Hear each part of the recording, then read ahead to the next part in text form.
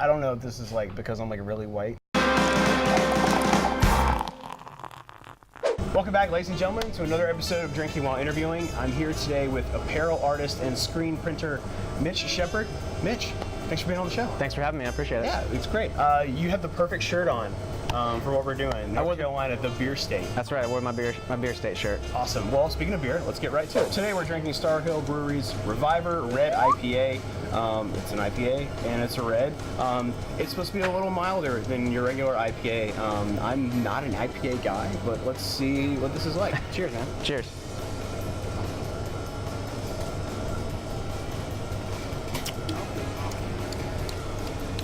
It's light. It is. I'm not mad at that. A lot of times IPAs are just like so hop heavy. Sure. Like I feel like it with spicy foods, it almost becomes a dare at a certain point. Like, dude, this is the hoppiest beer I've ever had in my life. You got to try it. Sure. So that kind of turns me off. But because this is part of a ruby red type of ale, it kind of cuts it in half a little bit. There's only a little bit of sweetness to it. Yeah, it's. I am on the other side of that, so I really love the heavy IPAs. So for me, this is a little too light, but okay. For someone like yourself, it's a good thing. Yeah. It's all about me. Yeah, exactly. It's all about me. I ask everyone this question about like, how did you first get involved with doing what you're doing? Sure. But you have your background story is kind of very entrepreneurial in a way. Like you had a big corporate job, correct? I did, yes. And you said, it, and I'm gonna go do my own thing. Yeah, I was really burnt out with the corporate world. I did web design for a couple years out of school. When I was in college, I was always told that you have to, if you want to be a design major, you kind of have to get into the digital world and go towards web design to make any kind of money. And so that's what I did, and I did that for a couple years, got burnt out, and almost 4 years ago now, walked away from that. Had zero plans of what to do. I didn't know anything about screen printing or the apparel industry, and flash forward 4 years later, and things are going well. I'm going to my third year of business, and just opened up custom printing last fall. So now I'm working with small businesses on the production side of things, as well as the retail. So it's been a fun ride. How did you get into the apparel market? Like just going from like graphic and web design, how do you get to the apparel side? Yeah, so I just took, I basically took my skill of design. You know, I went to school for design. And so I took that love of creating things and wanted to get back to making stuff with my hands. I've always loved to make stuff with my hands, did a lot of that kind of stuff in college or growing up, and so screen printing was kind of a natural transition for me to take a design background and apply it to some kind of handmade good.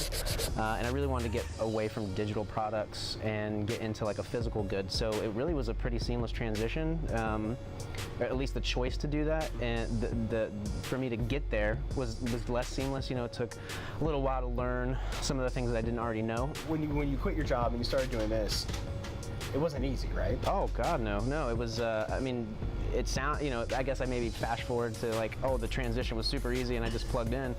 No, it was. It's still hard. You know, every day, not knowing where your money's going to come from. You know, how the bills are going to get paid, things like that. So I think that's the biggest thing that keeps people from making that leap and trying something on their own. And so yeah, it's a huge struggle. I mean, I think the worst part, my first year, I'll be very transparent. I got down to about $700 in my bank account. Yeah, and that was scary, right?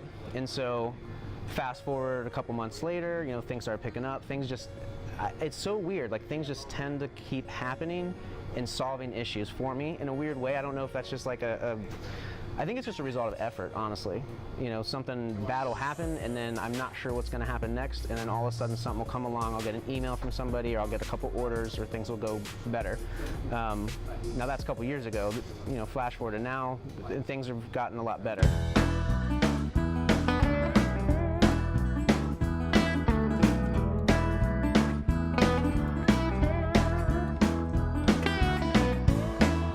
In the spirit of entrepreneurship and Go-get-emness. Yeah, go-get-emness and rising from something that was nothing to become successful, become one person, we're going to rate our beer based on hip-hop artists.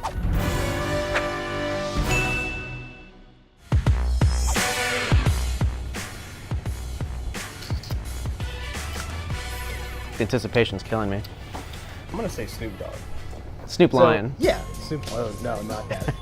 I would say Snoop Dogg because it's like it's smooth, it's a little sweet, but it's got a little bit of the hop funk, which I attribute to other herbs, I would say.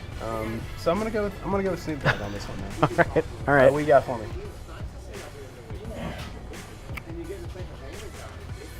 Can it be just an artist? If Music. Sure. I'm changing the All category. right, fine. Not my show anymore. I'm gonna say Justin Timberlake, and that's because I'm white. No, it's smooth, sophisticated. Yeah. He's getting a little country now. That's some of his music. He is? He's like living in Nashville, and he's like collaborating with like Oh gosh. singer-songwriters. Well, it's kind of country then. Okay. Mitch, thank you so much for being on the show, man. Anytime. Thank you guys for watching, and we'll see you next time.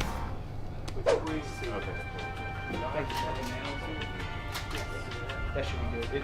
The great thing about this camera is that Okay, nice. Okay. Thank you for calling. Cool, yeah. That's No good. worries. Cool. That would be the worst. You get home and edit it, and it's like I can't hear anything. We just have a lot of video of mouths moving.